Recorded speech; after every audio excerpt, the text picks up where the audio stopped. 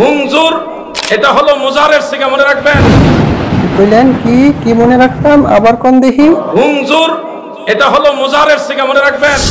হুংজুর মুজারের সিগা কেমন হয়, আবার কোন। হুংজুর এটা হলো মুজারের সিগা। দূর মিয়া, বারবারে কইতেছে একই কথা। হুংজুর মুজারের সিগা, হুংজুর মুজারের সিগা কিভাবে হয়? মুজারের সিগাগুলো বলেন। ইয়াংজুরু ইয়াংজুরানি ইয়াংজুরুনা তাংজুরু তাংজুরানি ইয়াংজুরনা, এখানে ওয়াহিদে মুতাকাল্লিম হলো, এটা ওয়াহিদে মুতাকাল্লিম হলো উনজুর।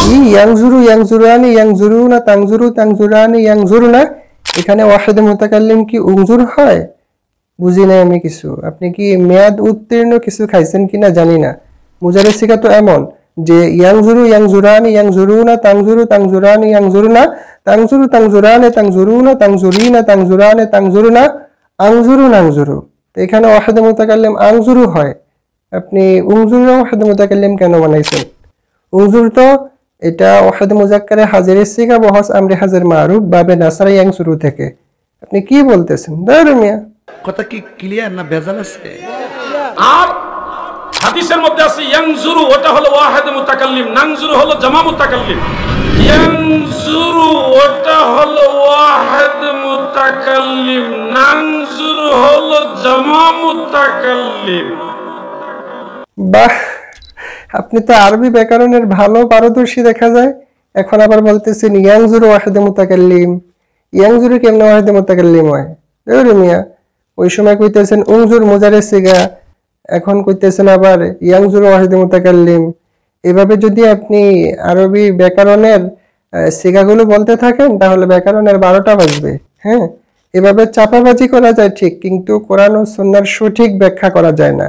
কোরআন ও সুন্নাহর সঠিক ব্যাখ্যা করতে হলে আগে আরবি ব্যাকরণের প্রাথমিক যেই দিকগুলো এগুলো ভালো করে জানতে হবে, এবং আরবি ব্যাকরণকে গভীরভাবে আয়ত্ত করলে আপনি কোরআন ও সুন্নাহর সঠিক ব্যাখ্যা করতে পারবেন। আপনি ইয়াংজুরু এটার কোন ওয়াহিদে মুতাকাল্লিম আর উনজুরের কোন আপনি মুজারের সিগা, তো মিয়া এগুলো কি পেয়েছেন আপনি? আমার তো মনে চাইতেছে যে মিজানের বাচ্চাদের কাছে আপনাকে পাঠিয়ে দিই, পুরো মিজান কিতাব ভালো করে আপনি তাদের থেকে শিখেন, জানেন, বুঝেন, তারপরে আপনি আইসেন ওয়াজ করতে। এর আগে আইসেন না। হ্যাঁ, এভাবে যদি আপনি ওয়াজ করতে থাকেন উনজুর মুজারের সিগা কয়া, তাহলে জাতি গুমরা হবে। আমি কি কাউকে গালি দিয়েছি?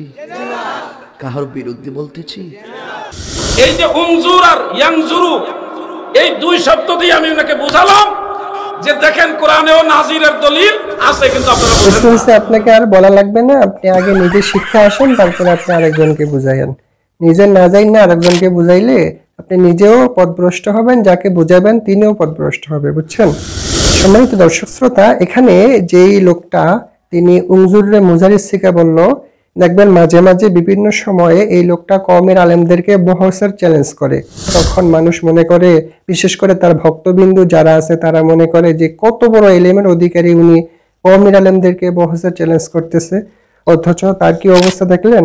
আরবি ব্যাকরণের প্রাথমিক দিকগুলোই এই লোকটা জানে না, অথচ তিনি কওমের আলেমদেরকে বহসের চ্যালেঞ্জ করে। এবার বুঝেন যে তার অবস্থা কেমন।